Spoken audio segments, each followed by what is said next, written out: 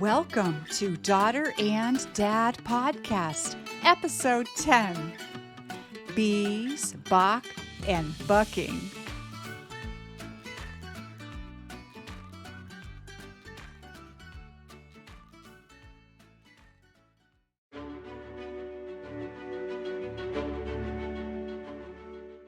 Well, Woo!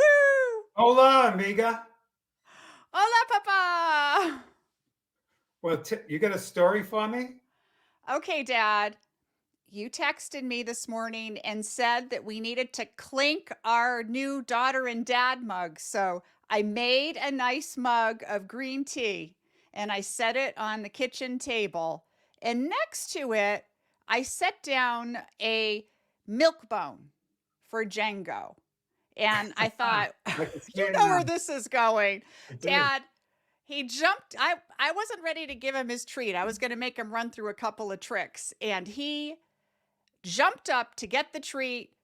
The cup went flying, green tea everywhere, and it fell. And we have a hard tile floor, and it smashed into a few big pieces. Pru. Dad, so I went online and I ordered a new one. And everybody, you can get your Daughter and Dad merch at our website, daughteranddadpodcast.com. Well, It actually looks super cool. how's everything Yeah. going? Everything's going pretty good over here, Dad. How's it going over there? We've had so much rain the last 2 days, typical Texas. Yeah. We'll get it all now. We won't get any for 4 months over the summertime. But yesterday, it rained so hard and so hard. My backyard looked like I needed a kayak. Whoa! Yeah, it was just, well, it was probably, I only have 4 inches of topsoil here, because we're on top of the aquifer.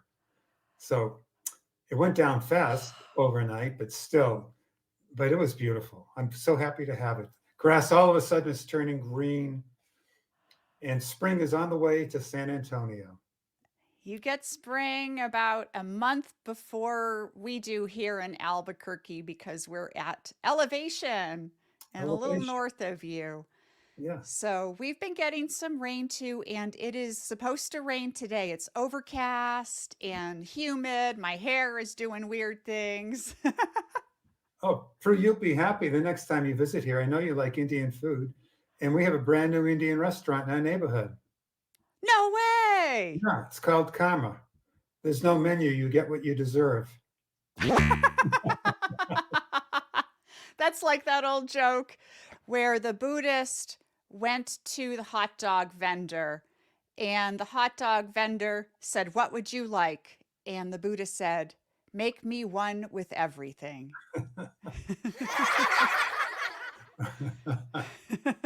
Like that. Oldie but a goodie.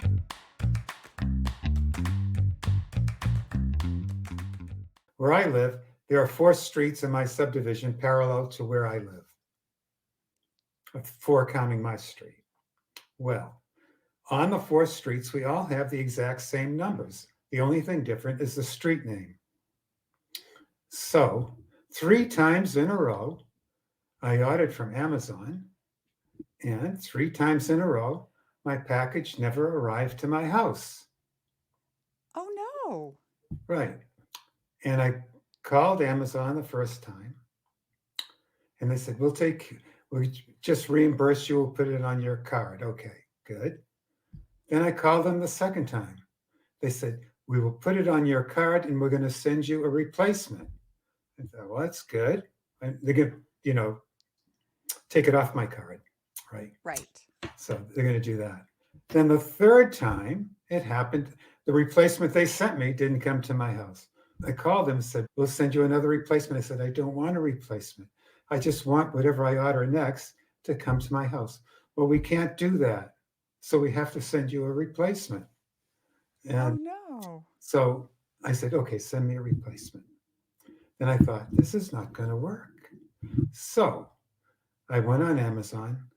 Instead of talking with a real person, a live person, I really did talk with a live person, but I decided to do it through chat. So chat. Going back and forth. We finally worked it all out. And when they delivered my package, not only did they deliver it to my door, they put it right in the center of the doorway, rang the doorbell, to make sure I got it. Dad, that is excellent service. It was good service. Amazon stayed with me. It didn't Wow. cost me anything, and they were really good about it.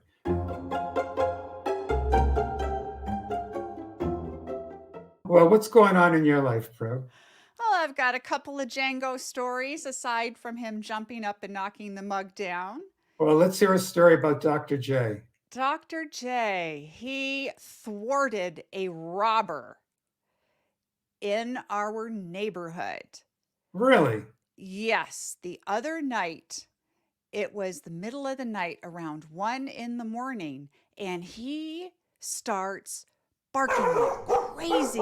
And he sleeps in my office, which is the room that's closest to the main street out front. And it's a small subdivision, and the street in front is quiet, and it's a nice, quiet, safe neighborhood. We've never had problems with break-ins or anything like that. But someone was trying to break into the next door neighbor's Toyota.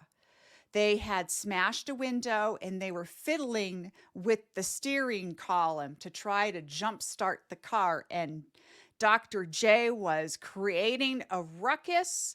So I called 911 and I yelled out the window, "You're on security camera." And they took off. They actually weren't on a security camera. They were in a blind spot. We don't have the camera facing towards the neighbor's yard, but that scared them away. Well, here's another one for you how you could scare them away next time, and hopefully there'll be no next time. You could say, I raise killer bees and I'm going to turn them loose. Dad, that is a good point. I do have beehives in the Yeah. backyard.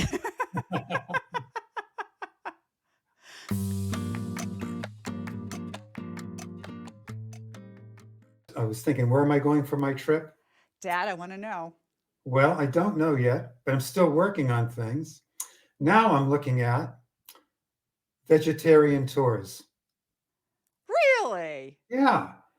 I I Wow. just it came to my head earlier this week. I said, "Do you know, I'm not a guy that's going to go over there and just consume all kinds of food, Right. right? But I want to eat Right. healthy. Not all vegetarian meals are healthy, but I want to Oh, eat sure. healthy." And I said, "I wonder if they have vegetarian tours." Well, sure enough, there are there are tours for vegetarians. Wow. Now, Dad, that is absolutely fascinating. And of course, there are tours for vegetarians. I bet you could get some amazing food on those tours. I think you could. Actually, they had one, and one I would have gone on. I would have jumped on it right away. It was it was for the coast of Italy, and I thought that could be a lot of Wow. fun. Now, it probably wasn't pure vegetarian because it probably was more pescatarian, Right. but I'm really a pescatarian, and I wonder if I look at pescatarian tours, if I'll find one. I think I will, and I think I'm going to do that today. Dad, I want a full report on the next episode about what you find. Now, Alaska, because that was one of the places on your potential list, maybe they have a salmon tour. I'll bet they do. Do you remember? You remember as a child going to the herring run down in The and fish hatchery. no, the herring run when we lived in West Yeah. Bridgeport. Oh, yeah. Oh, the herring run. Right. We'd go down there and you could pick them right out of the water. Yeah. It was so thick. Yeah. Oh, it's crazy. Yeah. To see this fish spawning. But I've always used that as a great metaphor because that's how life teaches us. You you have to face your fears. You have to go against them. Otherwise, you don't live. And that's how the salmon and the herring and any other type of fish that breathes, they swim upstream. They don't go Right. downstream. They have to swim upstream to spawn, to reproduce. It So takes a lot of energy and it takes some time, but they are victorious. they are victorious unless a polar bear or a grizzly gets them. Or That's grandpa and his fishing poles. uh, that's for sure, Prue.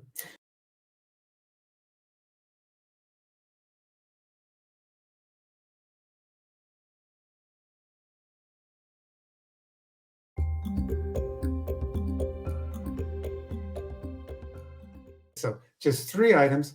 Okay.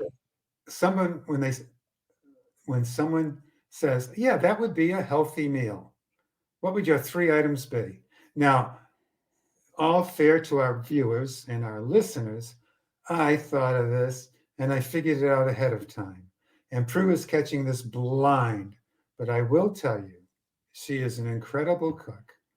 And if I lived at her house, I'd put on 10 pounds, all with lentil soup and her Okay, great now, and her great sourdough bread.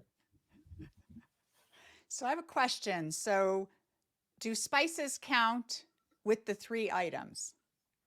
Okay, I'll say spices do not count. Okay. Do does like olive oil count?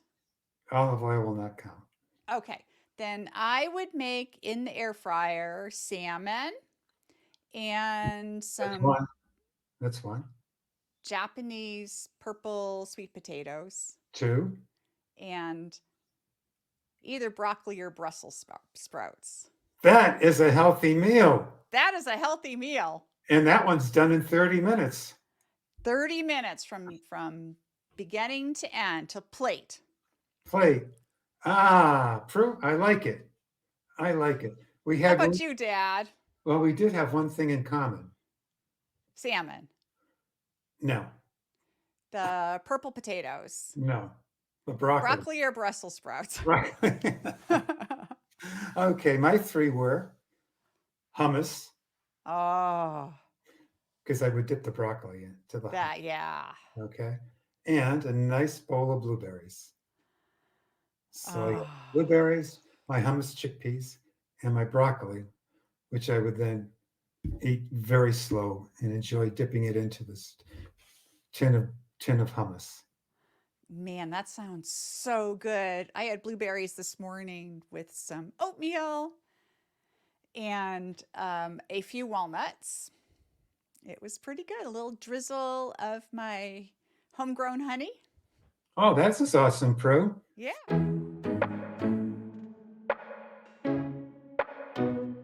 Well, when would your bees start becoming active, Pro?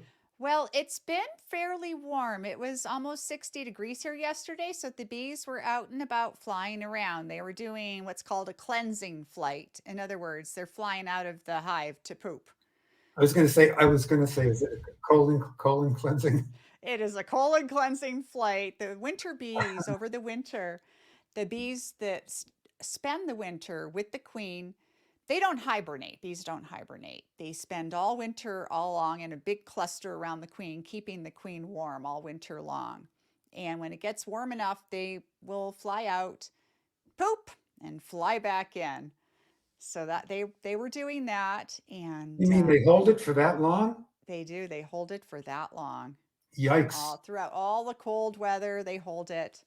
And it looks like it's going to be nice this week. Once the weather starts being consistently warmer, especially at night, then and things start growing and popping up, you get those little tiny early flowers and the bees start making their rounds. So I'm always happy when that happens. That's a nice thing, isn't it? It I is. just love spring. And I like to say, don't miss a thing about spring because it only comes once a year. I mean, every single flower, the Yes. fragrance of the flowers is really special. And the spring green is just something special. It's different from the summer green and the fall green, but the spring green has that bright, vibrant green. You just want to go out in a field and lay in it. It's so alive. It Yeah, looks that's like a it's nice way of putting it. vibrating. That's a nice way of putting it, Pro.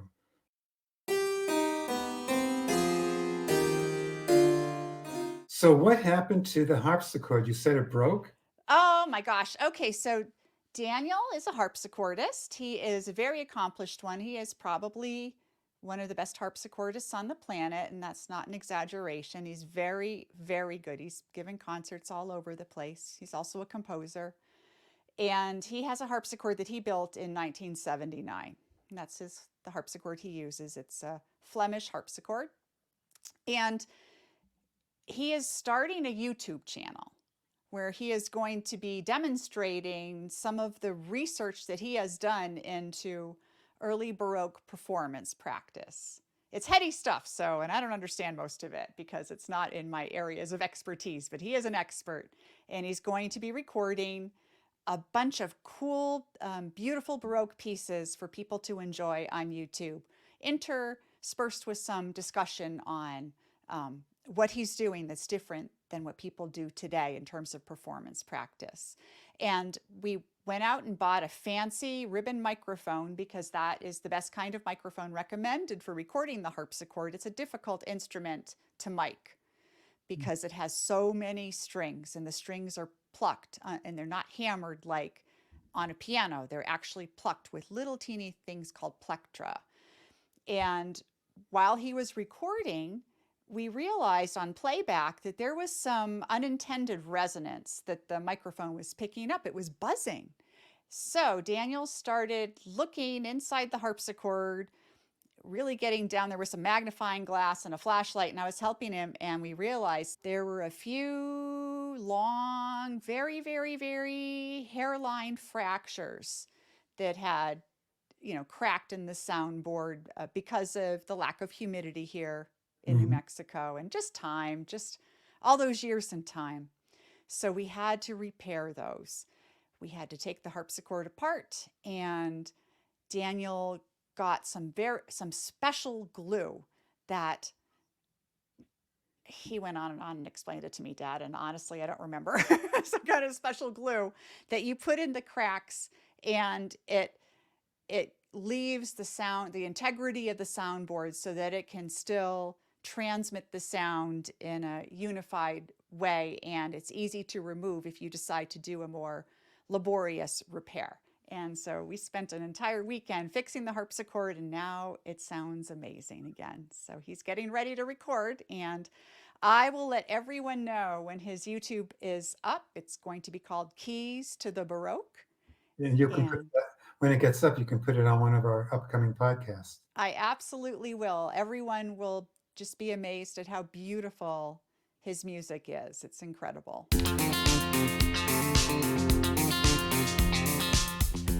Well, in San Antonio, the rodeo comes in the second week of February for 2 weeks or 3 weeks. Wow. And that always signifies spring here when the rodeo comes. Next week, at the end of January, they it signifies the beginning of the rodeo, and they have a cattle drive actually that comes into town. But they also have cowboy breakfast, where they put up this Oh. big breakfast for free. A lot of people donate this stuff in their time at one of the big parking lots, and anybody can go in there and get um, what are they going to get here, right? Breakfast tacos. Breakfast tacos. That's There you go, right. breakfast tacos. And so come and get your breakfast tacos at the Cowboy Breakfast in San Antonio. Ah, Dad, I bet it's going to be packed over there. It is always packed. And the rodeo, if you haven't been to a big rodeo, listeners and viewers, it is just awesome. Just awesome to go to a big, big rodeo. Really is quite a show because it's more than just the rodeo. They also have an entertainer that comes on after the rodeo. And before, you can walk around the grounds and you can see all the animals and everything else and everything they're doing. It's an experience. Dad, I remember last year around the time of the rodeo, and I saw online that there were celebrities that attended, and they get all decked out in fancy cowboy duds to attend the rodeo. Well, when you go, I know when I would go with mom, I always wore my cowboy boots. And you better go with jeans. Now, you can tell how long someone's been in Texas for guys, right? Because if they're just visiting, they'll probably wear jeans that come with the jeans end right at the top of their shoes. But every real Texan knows the jeans hang right on your boots. They're long, they're longer. That's right. Long, tall Texans. That's how they hang. They hang low on. And so, guys, if you're going to go to the rodeo, buy your jeans longer. Otherwise, they'll know you're not a Texan. You'll be called a Yankee. Oh, we love Yankees down here. Oh, Prue, this has been delightful. This has been great, Dad.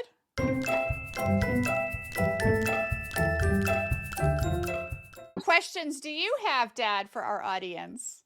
Well, my first question is, if you only had 3 ingredients, what would be your healthy meal? Ooh, that's a good question. What do you think, Prue? I have a question for I'm learning to everybody. point.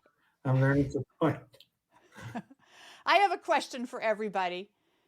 If you heard your dog barking at a robber, what would you yell out the window?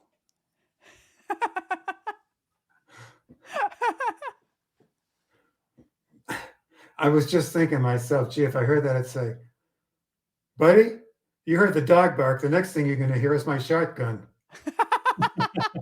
This is New Mexico. I need to I should record, I'm sure there are sound effects out there of like one of those shotguns. I don't even know what that noise is called. Where it goes, in the movies right before when they get ready to shoot it. Yeah. I need to find one of those recordings and just play it, stick my phone up at the window and play that real loud. I shot over your head this time, buddy.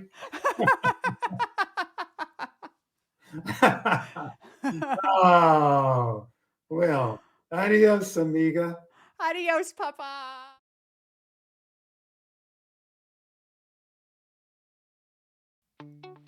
Hey, everybody. Thanks so much for listening.